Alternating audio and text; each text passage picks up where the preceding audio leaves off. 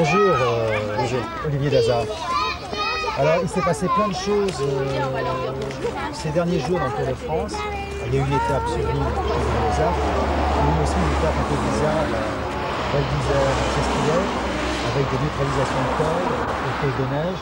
Alors que dans l'histoire du vélo, maintes fois, il y a eu des étapes, même dans le Tour de France, entre l'Italie, dans Paris-Nice, où il y avait de la neige, et les coureurs sont toujours passés, il n'y a jamais eu le moindre blessé, il n'y a jamais eu de grave problème. Alors, je sais pas, je voudrais avoir ta réaction là. Je crois que c'est effectivement une étape mutilée. C'est effectivement l'annulation de l'Iseran était justifiée car totalement le col était recouvert.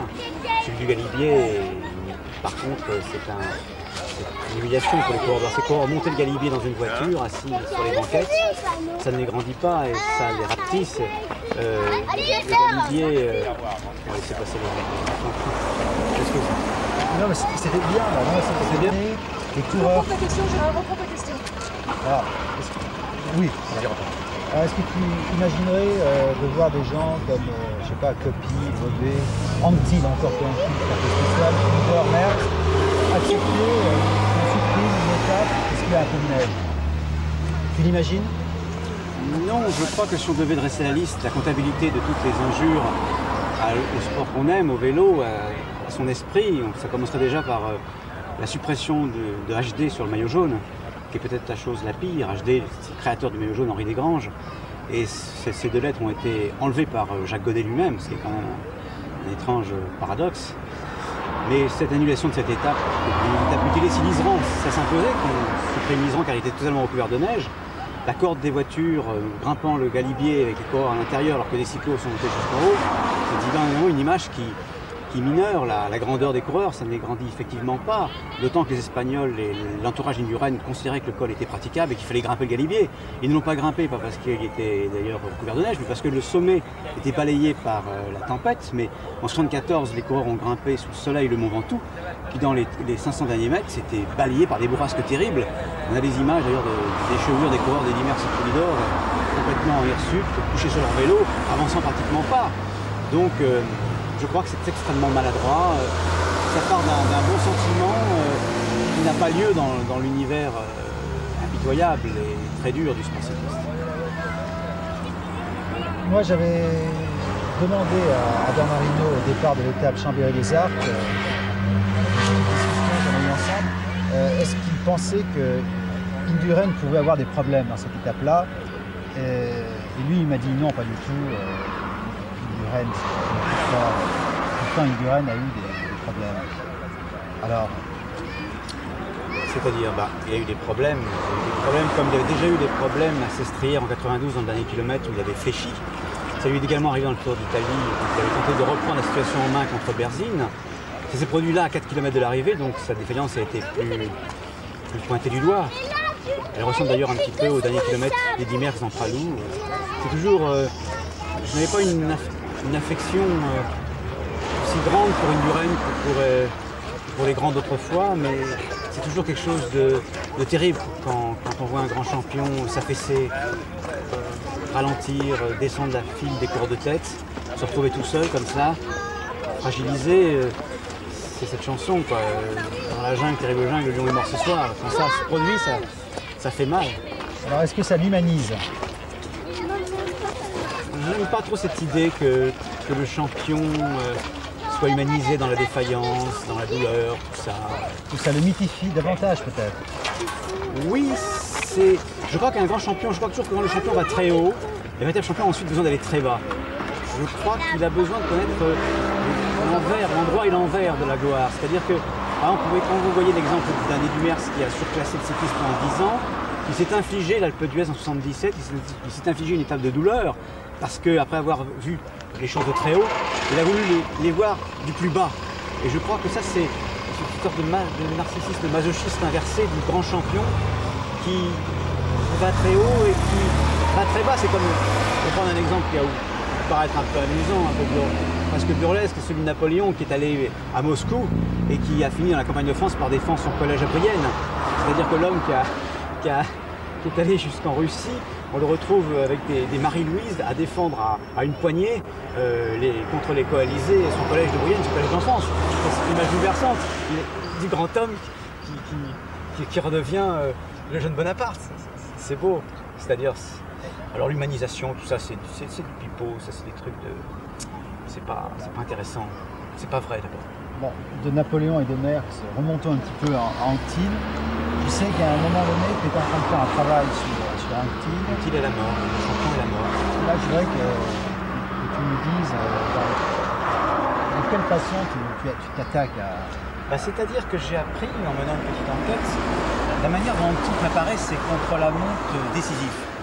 Les contre-la-montre du Grand Prix des Nations et les contre-la-montre du Giro et du Tour de France. Anquetil estimait qu'il allait aller très loin dans son effort et il ne savait pas s'il allait revenir. À ce titre, il se faisait couper les cheveux chez un coiffeur, il a consulté son magnétiseur. En fait, il est exactement comme un homme qui s'apprête à mourir, comme un homme qui n'est pas sûr de revenir. C'est-à-dire qu'il allait dans un au-delà de l'effort, qui est l'au-delà lui-même, dans le fond, dans un au-delà. Et j'étais troublé par cette idée, et par le rapport qu'a toujours entretenu Jacques Anquetil à la souffrance, et à la douleur et à la mort. Idée qui s'exprimait notamment dans le caractère claustrophobe de ces contre-la-montre. Voilà, entre autres, tout ce que je peux dire sur Jacques Anquetil. Ça suffit pas, peut-être. Non, je voudrais en savoir un petit peu plus. Anquetil... Ah oui, notamment, ce qu'il y a de très bouleversant chez Jacques Anquetil, c'est cette dernière heure, lors du Vigorelli en 67. En 67, on a un champion de 33 ans, un champion sur le déclin, un champion qui a perdu le Giro contre Gimondi, la coalition des Italiens, un champion qui n'a pas fait le Tour de France et qui s'est heurté violemment à ses équipiers, Stablinski, Riot, qui ont aidé Poulidor dans le Tour de France, parce qu'Anquetil n'a jamais cru à ce baratin des équipes nationales que défendait Marcel Bidot, et donc il a eu des mots très très durs à ses équipiers. Il y a une scène qui s'est déroulée à Montmartre, au Perroquet Vert, qui est un cabaret, un restaurant qui existe toujours d'ailleurs. Et aussi, il a eu ces fameuses déclarations sur le dopage, car Anquetil a toujours été un champion très courageux, qui a toujours dit qu'il s'était dopé. Et d'ailleurs, on se dope toujours, depuis l'origine du cyclisme, on se dope. Le terreau du cyclisme est profondément impur, il est fondé sur le stimulant, il est fondé sur la trahison, sur les combines, sur les empoisonnements. C'est ce qui fait son charme, parce que dans le fond, quand il y a un acte gratuit, quand il y a des actes panaches, on les ressent davantage que si on était dans une pureté hypothétique du sport qui n'a jamais existé que sous Pétain, vous voyez. Donc on a toujours commis des contresens dans la façon d'appréhender le sport cycliste. Donc Anquetil, en 67, a fait des déclarations scandaleuses sur le doping. C'est un champion qui a perdu le Giro. Et pour sauver sa saison, il n'y a plus qu'une seule solution, c'est battre le record de l'or au Vigorelli de Milan, dans le fameux Vigorelli, là où Coppi l'avait battu. Et il part avec Gemignani, sa femme, Janine, et Daniel Lousset, son manager, tenter de battre le record de Roger Rivière. Et il est sur ce Vigorelli, c'est sa dernière heure.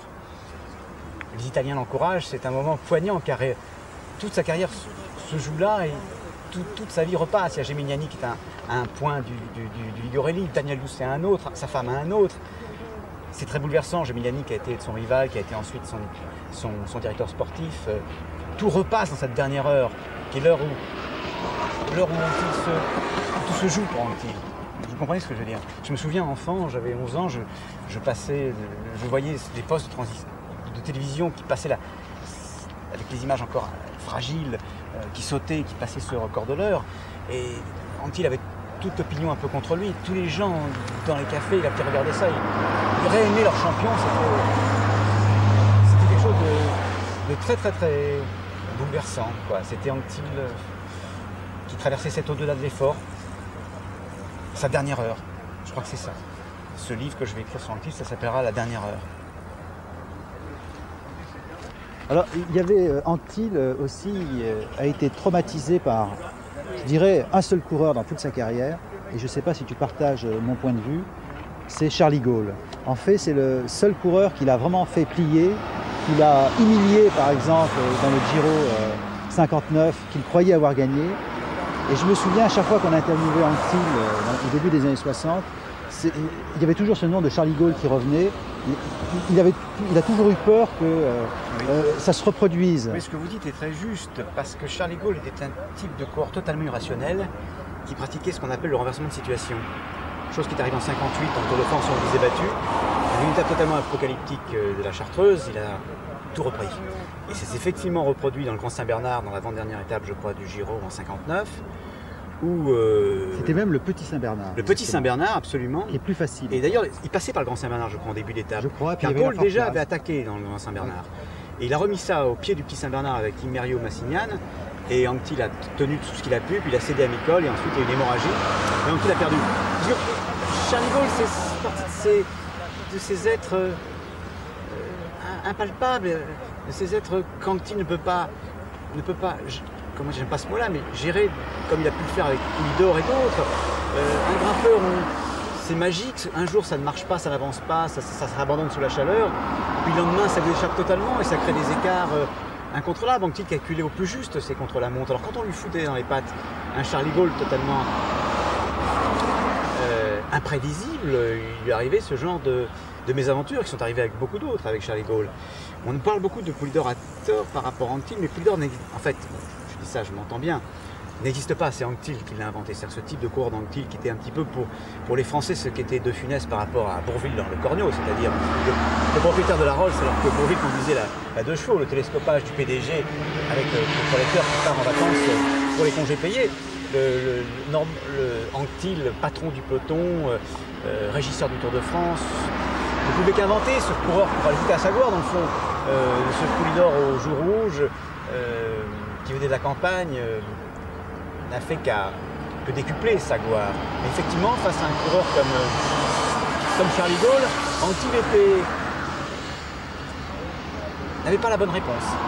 Or qu'il l'avait face à d'autres égaux, il aurait suffi de spéculer sur... Il comprenait très bien comment fonctionnaient les autres, comment fonctionnait Rick Van Looy, comment fonctionnaient les Belges, Planckaert, Adriessens, comment fonctionnait Poulidor. Mais Charlie Gaulle lui-même ignorait qui il était. D'ailleurs, Charlie Gaulle, après sa retraite, s'est laissé entraîner dans sa misanthropie. On l'a pu entendre parler pendant 20 ans. Il a grossi, devenu obèse. C'est très curieux comme ces êtres si légers deviennent obèses une fois qu'ils sont descendus de leur vélo, comme Apollosarides, tout ça, l'enfant grec, ces êtres qui pesaient 50 kilos, qui brusquement, une fois qu'ils redescendent du ciel, une fois qu'ils ne grimpent plus, ils ne sont plus rien, ils grossissent et ils sont vissés au sol. C'est tout l'inverse, quoi. Alors, à ton avis, là je me permets de te tutoyer, à ton avis, qu'est-ce qui a le plus changé dans le vélo, par exemple depuis les années Anquetil, entre les années Anquetil et les années Indurain?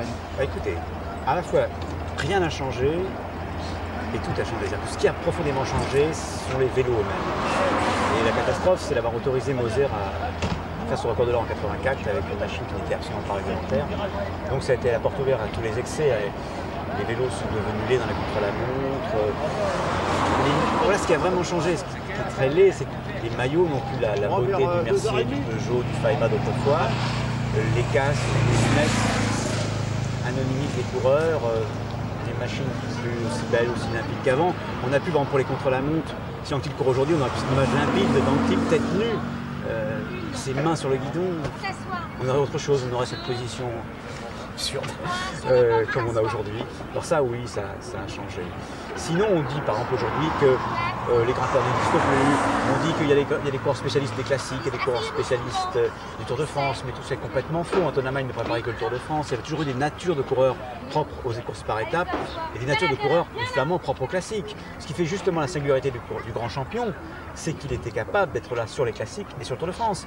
Et par génération, vous n'avez que 5 ou 6 coureurs capables à la fois de marier dans la victoire les classiques et les Tours de France. Donc c'est simplement par un manque de culture cycliste qu'on affirme avec une très grande légèreté qu'aujourd'hui on ne peut avoir affaire qu'à des spécialistes qui préparent que le Tour de France et que les classiques. Tout ça est totalement faux. Et quand on fait qu'il n'existe plus de grimpeurs, on en parlait déjà dans la presse dans les années 30, c'est faux. Il y a toujours eu très peu de grimpeurs par génération.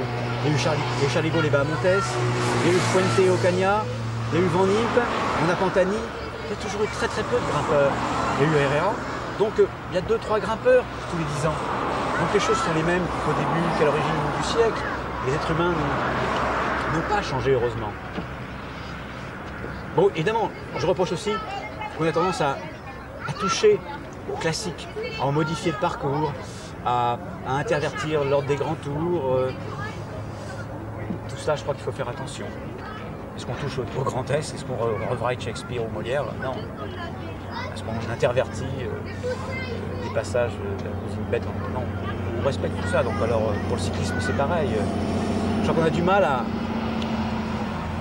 à traiter ce sport avec la gravité qu'il mérite, car je crois que c'est vraiment un sport qui nous donne la mesure exacte, le pouls de l'être humain, où il en est, des hommes, de leur courage, de leur esprit de volonté.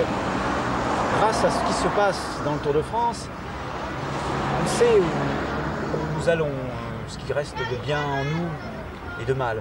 Une fois, je me rappelle quelqu'un qui m'a dit « Oh, je ne m'intéresse pas tellement au cyclisme, je ne m'intéresse pas au vélo », mais il ne s'agit pas du vélo, il s'agit des hommes qui sont sur le vélo. Voilà, ça c'est important.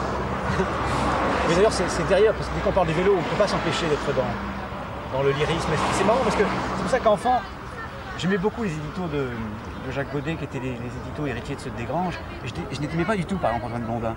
Je ne pouvais pas comprendre qu'on puisse faire des chroniques d'humeur vagabonde sur le vélo. Pour moi, il était impensable de parler avec légèreté, avec des jeux de mots, avec l'humour du vélo. Je ne supportais pas ça, c'est très curieux. Hein. C'est un peu iconoclaste de dire ça, mais c'était à quelle époque?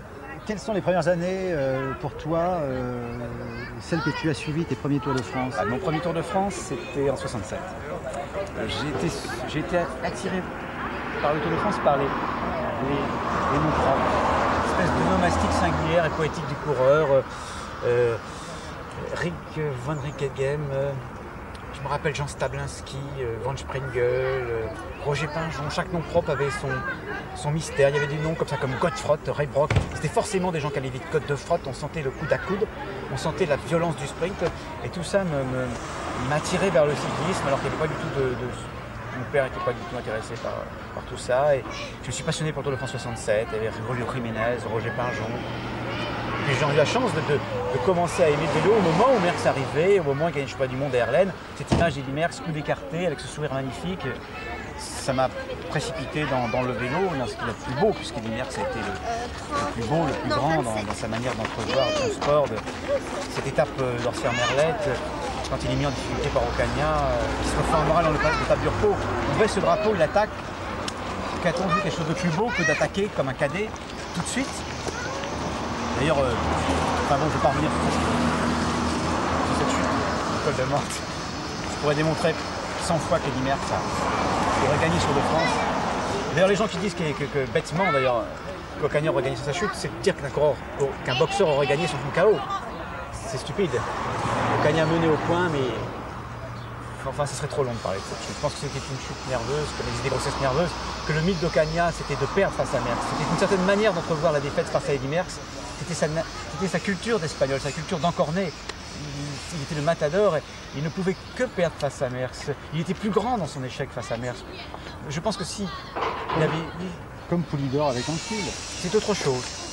C'est autre chose, c'est un mythe plus lutte des classes. C'est pas la même chose. Voilà. Donc toi, tu as vécu complètement les années Merckx et en définitive, les années Anquetil, tu les as connues vraiment qu'avec du recul. Oui, mais à la fois, tu sais, j'ai vécu aussi des années Pélissier, parce que je lis, pour moi les choses se passent toujours au présent, c'est-à-dire que je relis jusqu'à 2-3 heures du matin des livres oubliés, des revues, des quotidiens qui parlent de courses cyclistes aujourd'hui disparues.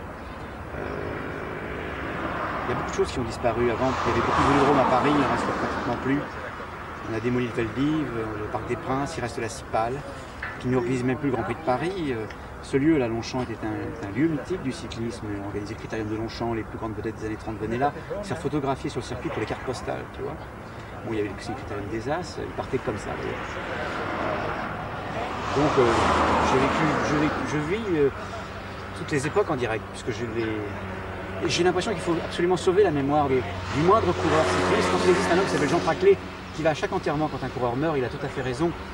C'est comme ces êtres qui sont morts pour nous, quoi, dans les tranchées, c'est pareil. Ces gens qui ont tellement donné de leur corps, de leur sueur, on aimerait que ça ne disparaisse pas. On admire finalement beaucoup plus les guerriers, tous ces gens-là, les gens qui donnent de leur physique que les intellectuels. C'est difficile d'admirer un écrivain. C'est un type qui vient d'un milieu bourgeois, qui a été au lycée, qui a un père qui lui a tout donné. On a plus tendance à être impressionné finalement par les champions, par ces héros. Quoi qu'on en dise, ils nous bluffent plus, ils nous impressionnent davantage qu'un poème. tous ces trucs-là. Voilà. C'est pas intéressant, on s'en fout. Voilà. L'écriture, bon, c'est tellement plus beau un coureur sur son vélo qui sauve, c'est tellement plus grand. Robic qui s'en prend un petit à Robic Bobé qui attaque dans l'Isoar. Ça c'est grand, ça nous entraîne, ça. Hein? Mais c'est... voilà. T'as d'autres choses, pour te dire d'autres choses sur le vélo. Moi, je voudrais te relancer sur Anctil. En fait. Bon, parce que toi, tu as pas mal travaillé là-dessus. Et donc, ce rapport, quand tu parles de ce rapport à la mort,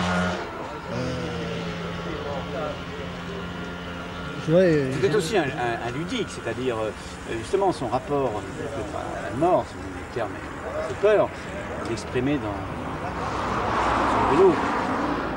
Mais dans la vie, c'était un homme connu pour aimer la vie, pour enfreindre toutes les règles de la diététique, c'est connu.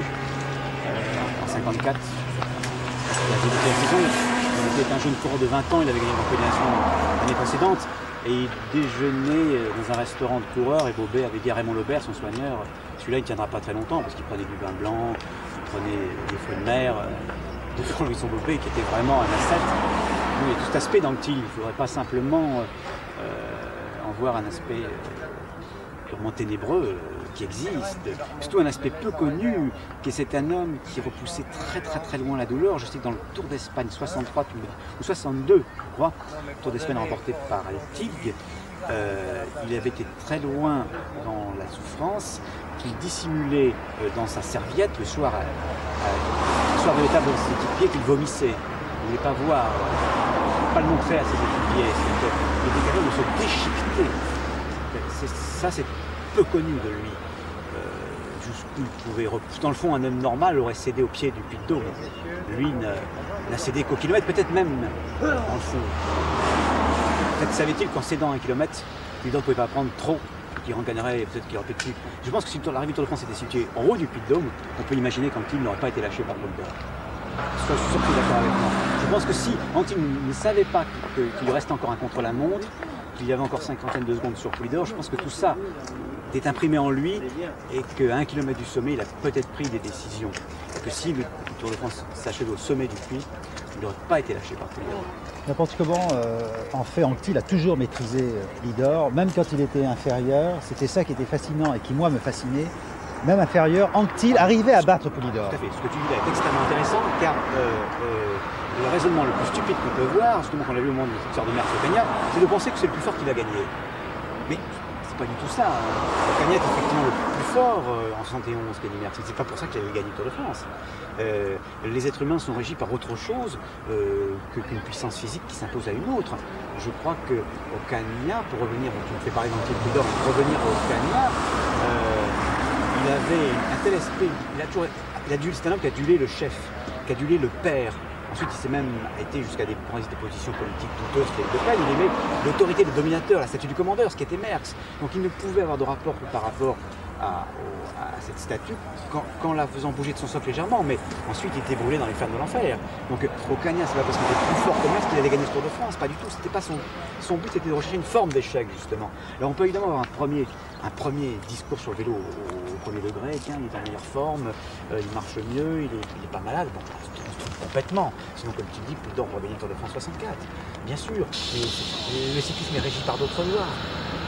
C'est très complexe. C'est ce qui en fait l'intérêt. C'est ce qui en fait l'étrangeté. Si c'était deux jambes contre deux autres jambes, ça n'aurait pas d'intérêt. Je crois que personne ne s'intéresserait au vélo. Je crois que des gens comme toi, beaucoup d'autres d'ailleurs, écrivent sur le vélo de leur côté, qui ne sont pas dans le milieu du cyclisme, ont ce devoir de lutter contre le discours officiel décérébré qui aplatit la vérité des courses, qui réduit les êtres à des stupides couleurs bleues, rouges, vertes, des surnoms comme ça qui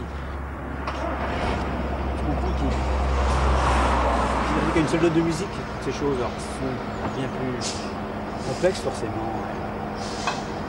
Puis quand on aime passionnément le vélo, on souffre constamment quand on lit ce qui est écrit, quand on regarde les commentaires à la télévision. Là on sait qu'on souffre. Il y a que Fignon qui nous donne un bonheur fou parce que son commentaire est magnifique, il anticipe sur la course. Moi j'ai attendu J'ai attendu presque 20 ans pour entendre à la télévision quelqu'un qui a le juste commentaire sur le cyclisme féminin.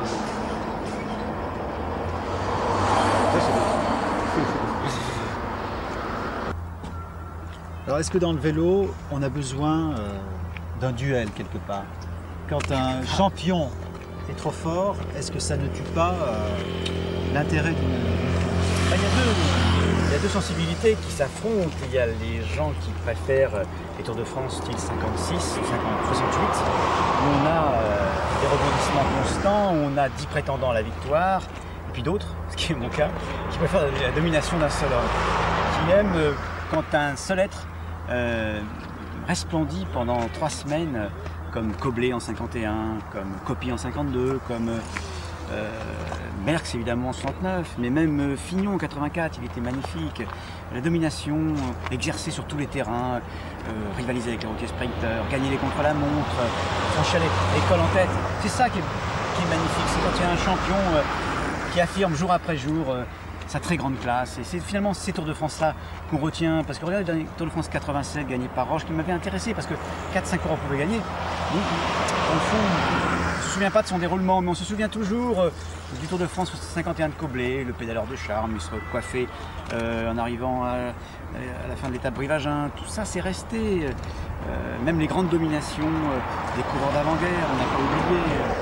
Bon, moi je suis plutôt plus sensible à l'épanouissement du grand champion dans la plus grande course cycliste, plutôt qu'une bataille à coups de secondes, où ils sont 7 ou 8, il peut y avoir un échappé de piège. C'est amusant tous les 10 ans, mais finalement je trouve un Tour de France plus grand, plus beau, quand il est exalté par un champion hors norme.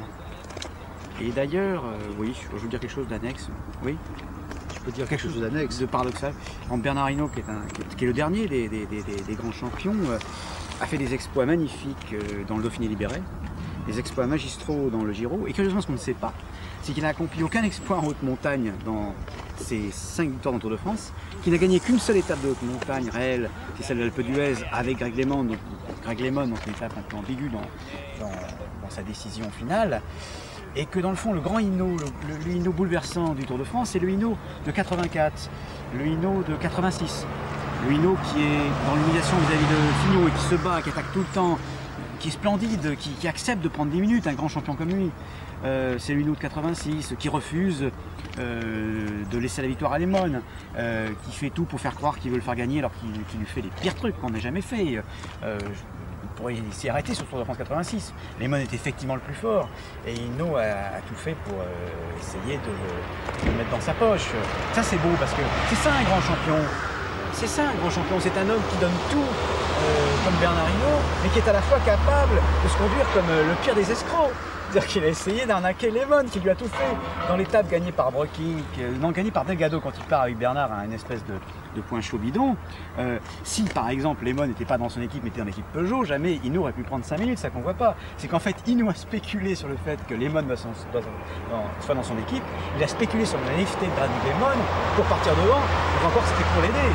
En fait à chaque fois il est dans une situation invraisemblable. LeMond aurait couru chez Peugeot, il aurait eu toute liberté d'esprit et d'attaque. Jamais il aurait laissé partir Hinault et il n'aurait pas eu ce problème d'être à 3 ou 4 minutes. Il aurait gagné le Tour de France très largement car à ce moment-là, LeMond était déjà le meilleur coureur mondial depuis 2 ans.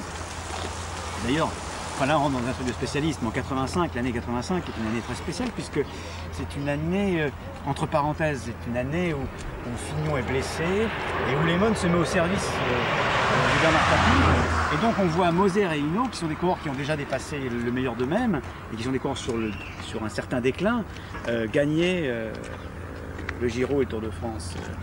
Ce qui est un petit peu étrange, mais là, si tu veux, là je me laisse aller. Il y a des petites choses, des détails. À ta question posée, je préfère les grands dominateurs. Et puis, mais tu sais que Jacques Godet a dit publiquement dans une émission de télévision que le plus beau tour qu'il avait vécu, c'était le Tour 1956 gagné par Walkowiak.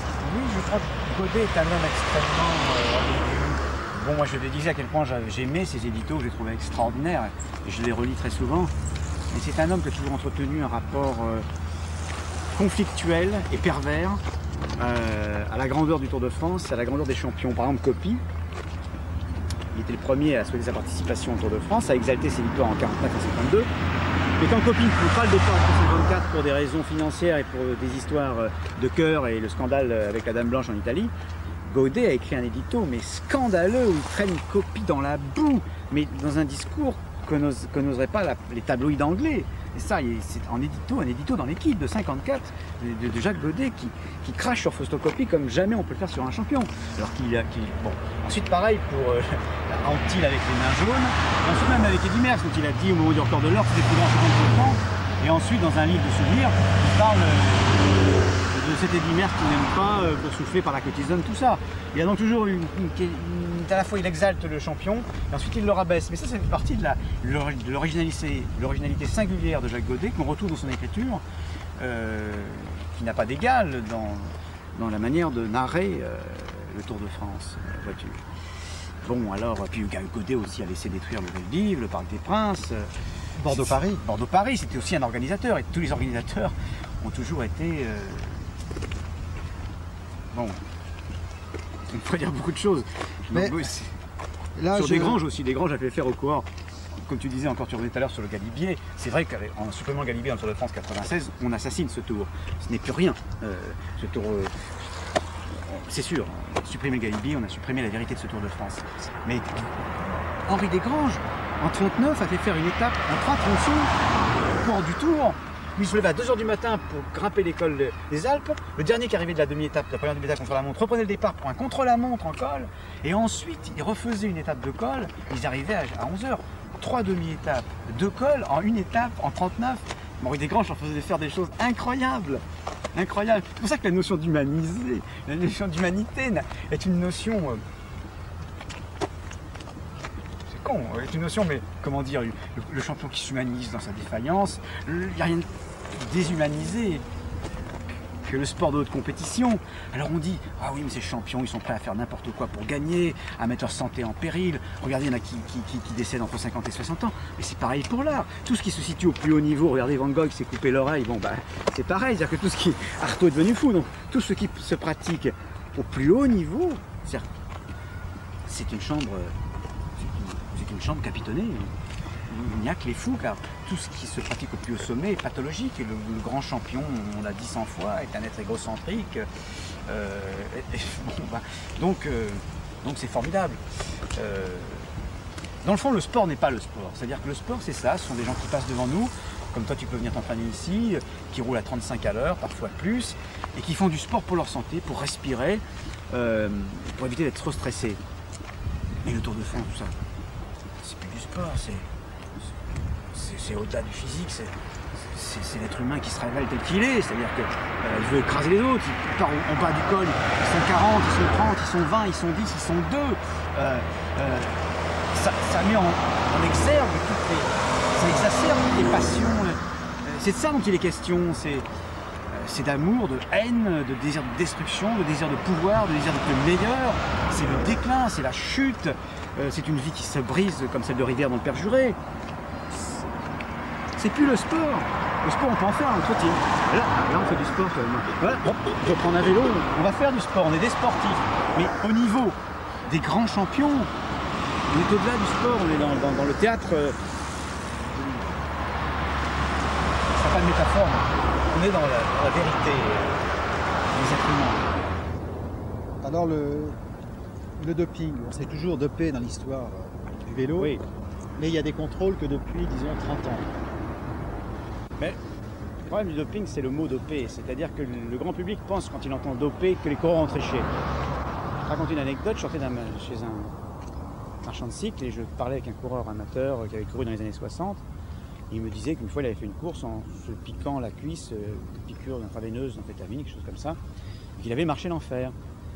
Je lui demande, oui mais enfin quand même, tu t'entraînais, je comprenais plutôt, tu t'entraînais, et il me dit oui, je me faisais 100 km par jour. En fait, marcher parce qu'il fait 100 km par jour.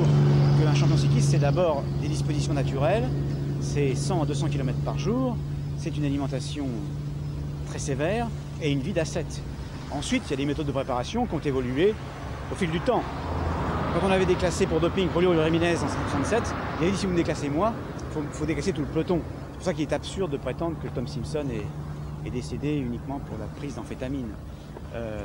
Donc je pense que le doping consubstantiel au sport cycliste, comme il a été depuis l'origine, et ça ne réduit, ça ne minore absolument pas la grandeur du coureur cycliste. Le vrai problème du doping, je dirais que c'est le contrôle anti-doping. Parce que alors là, on peut faire tout ce qu'on veut. Bon, on peut faire croire que les coureurs n'ont besoin d'avoir recours à rien pour des efforts surhumains. Et ensuite, il fut un temps, il faut bien comprendre que c'était l'organisation qui contrôlait le contrôle. Ce qui permettait aux organisateurs de déclasser les coureurs qu'ils souhaitaient déclasser. C'est-à-dire de désavantager les coureurs peu intéressants, peu commerciaux, peu publicitaires. Il y a eu la fameuse affaire Pollentier en 1977 qui fait référence et qui a été dénoncée par nos amis belges, journalistes belges. Qu'est-ce qui s'est passé cette année-là? Pollentier était très fort.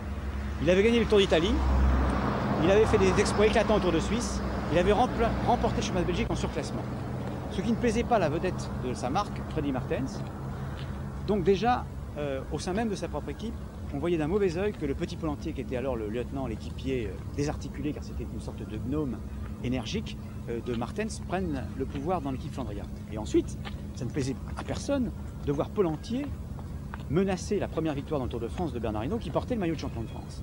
Le problème, c'était que Pollentier était en passe de remporter le Tour de France, et à la veille de l'Alpe d'Huez, son équipe lui a dit « Charge-toi à mort, le médecin est dans le coup, tout le monde le fait. » Pollentier prend une poire, en prend plein, fait un exploit dans l'Alpe d'Huez, arrive au contrôle, et là, on change de docteur, et on le piège, et on le sort du Tour.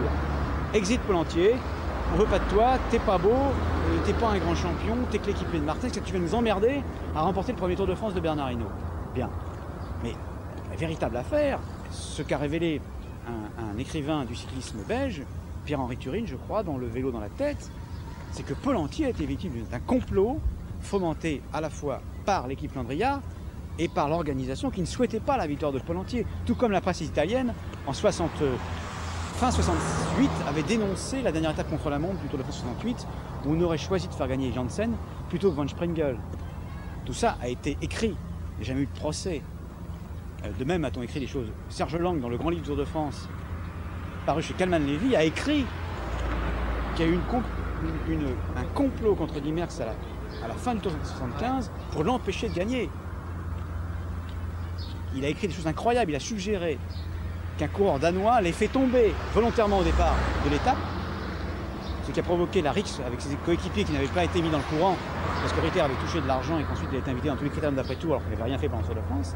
Serge Lang, journaliste historique qui a débuté en même temps que Pierre Chany en 1946, écrit dans un livre publié dans une maison d'édition officielle de telles choses incroyables. C'est-à-dire qu'il faut voir que c'est ça aussi, le sportif, ça peut être très brutal, très cruel. Voilà. Et ça, ce sont des choses qui ont été rapportées, écrites, qui existent. Mais si tu veux, le vélo, il est une reproduction de la vie, simplement voilà. que on regarde la vie avec une loupe et tous les caractères sont amplifiés, toutes les actions sont amplifiées, et donc c'est ça qui peut paraître un peu surprenant. C'est-à-dire qu'on voudrait raconter l'histoire du vélo, on voudrait la raconter aux enfants.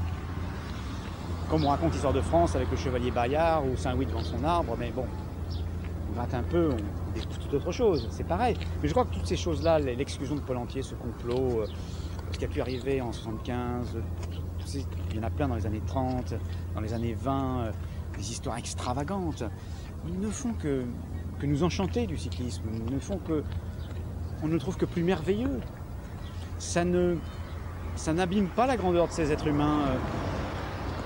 On n'a pas le sentiment, dans le cyclisme c'est pareil que sur piste, par exemple sur piste c'est vrai que les choses sont arrangées, mais le train bleu, ceux qui conduisaient le train bleu c'était quand même les plus forts. Donc on s'y retrouve. Voilà. Il faut qu'à côté de cette légende bidon, officielle, que nous racontent les gens qui curieusement d'ailleurs participent, c'est-à-dire que l'histoire ne peut pas être racontée par les gens qui l'ont vécu. Le plus grand historien, un des plus grands historiens de l'époque napoléonienne, c'est Jean Tullard. Il n'était pas là à Waterloo. Donc les gens qui ont suivi les tours font partie du tour. Pour moi, les grands journalistes comme Maurice Vidal ou Pierre Chany sont des héros du tour. Ce ne sont pas des gens dont je vais prendre les récits au premier degré. Ils ne font pour moi pas autorité au sens d'historien du cyclisme. Ce sont des héros. Pierre Chany était derrière la moto quand Robic a attaqué dans la côte de Bon Secours en 47, ça a été le meilleur ami d'Anctil. C'est lui qui écrivait avec Marcel Bidot sur un paquet de gitanes la composition d'équipe de France. Moi, Pierre Chany, que j'ai connu, c'était un être aussi important que Robic. Tu vois, c'est-à-dire que ce qu'il a écrit de magnifique sur le vélo, c'est dans Arriva Coppi, la sortie du tunnel de Torpino par Coppi en 46. C'est pas ces compilations sur l'histoire du cyclisme. Il ne fait que raconter une histoire édulcorée, car le discours que nous tiennent ces grands journalistes dans l'intimité n'a rien à voir avec le récit tel qu'ils nous le ressortent des courses. Tu vois, donc ça, il faut le savoir. Il faut savoir interpréter une course et surtout pas écouter les conneries qu'on nous raconte à la télé, la façon dont les gens qui commentent le cyclisme sont là pour vendre l'épreuve. Donc ils nous parlent comme des marchands. Confondent le tour avec l'aspirateur, ils débutent le reportage en disant on va bien se régaler, mais on n'est pas là pour bouffer. C'est un scénario formidable, mais quel scénario? Ils ne sont pas là pour imposer un scénario à une étape du Tour de France. Moi je trouve ça très beau que les coureurs du Tour de France roulent à 25 à l'heure. Ça a toujours eu lieu, ça a toujours existé, c'est la tradition. Ces gens-là parlent sans culture, ils ne connaissent pas l'histoire du vélo.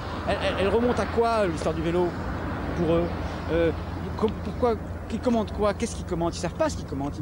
Ils ne savent pas qui a gagné Paris-Rouen, le premier vainqueur de Paris-Rouen. Ils ne connaissent pas le vainqueur de Paris-Tour amateur en 1924. Ils ne savent pas où arriver Paris-Tour dans les années 20. Ils sont incapables de tu vois, donc tout ça, c'est... Dans le fond, on est très exaltés. Et je connais des gens bien plus exaltés que moi, qui connaissent bien mieux encore le vélo que moi. Et qui considèrent, c'est vrai, que le vélo est plus important que l'histoire du monde. Que l'histoire du vélo nous dit plus de choses, nous renseigne plus de choses sur nous-mêmes que l'histoire du monde. C'est aller un peu loin, mais c'est vrai qu'on est dans nos bulles, quoi, qu'on attend tout des champions et qu'on est toujours à s'exalter pour une course qui a eu lieu il y a 50 ans, 70 ans.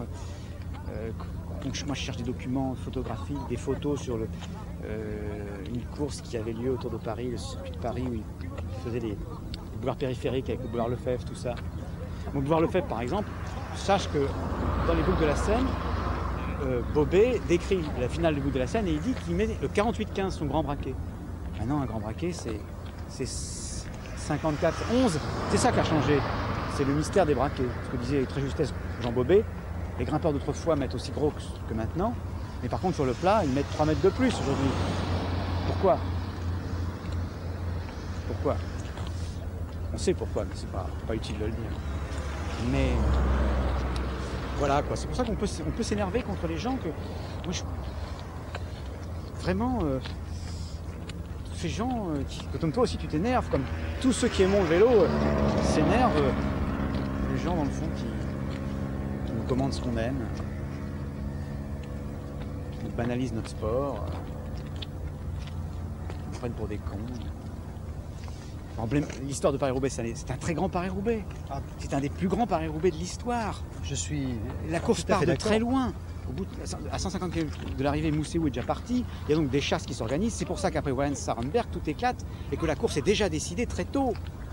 Est-ce notre faute si c'est 3 Mapei qui sont devant? Si ça avait été 3 grands Mercier, la presse française aurait crié « C'est fantastique », l'ordinateur aurait été ravi. Mais c'est un Belge et 2 Italiens. Mais ils ont fait une course admirable. L'écart est resté à 1 minute pendant très longtemps. C'est un des plus grands Paris-Roubaix de l'histoire du cyclisme. Tu vois? Mais bien sûr, par manque de connaissance de ce sport, ceux qui en ont parlé n'ont pas compris que c'était... Parce qu'ils n'en connaissent pas les autres Paris-Roubaix. Il est arrivé souvent, même dans les années 20, que 2 coureurs arrivent ensemble, de la même équipe, et qui se tenaient l'épaule. Ils étaient classés à l'époque ex aequo, parce qu'il n'y avait pas de photo finish.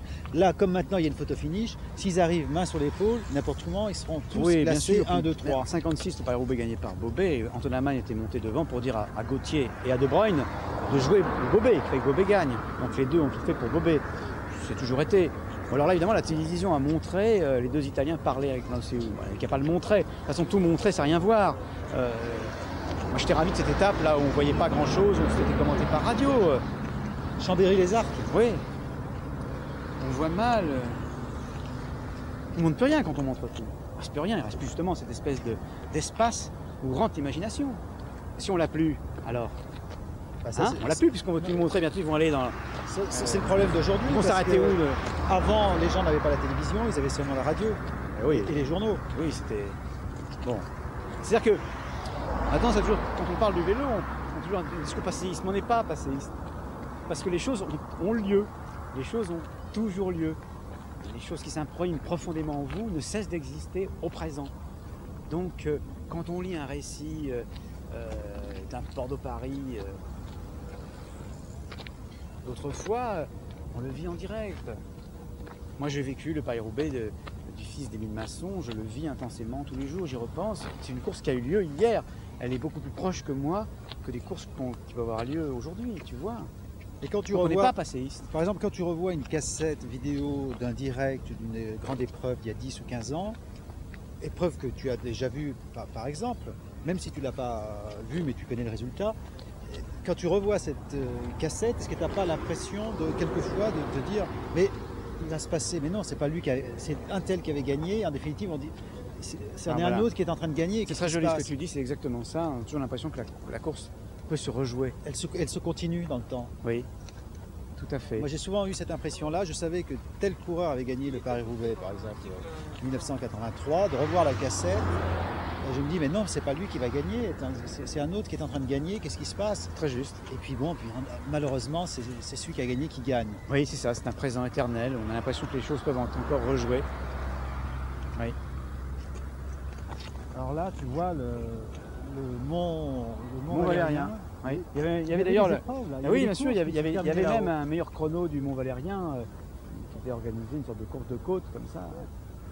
Et oui. Et la vallée de Chevreuse aussi se perd. Le critérium national arrivait dans la vallée de Chevreuse. Bordeaux-Paris, les Nations. Les Nations, passé par la vallée de Chevreuse et bon, le maintenant. Le critérium national. Oui, avec Émile Idé, le roi de la vallée de Chevreuse. Mais la vallée de Chevreuse, ils sont en train de la bouger. Hein. On ne connaît plus tellement les lieux d'autrefois. C'est un peu dommage, quoi. En tout cas, ce qui est fantastique, c'est que ce circuit de Longchamp est quasiment intact. Il y a un siècle, les meilleurs champions de l'époque s'entraînaient déjà là. Ceux qui habitaient la région parisienne s'entraînaient ici. Et ça, c'est... Eh oui. Et il n'y a pas seulement des gens comme ça qui font du vélo ici, il y a aussi des vrais coureurs qui en profitent pour rouler là.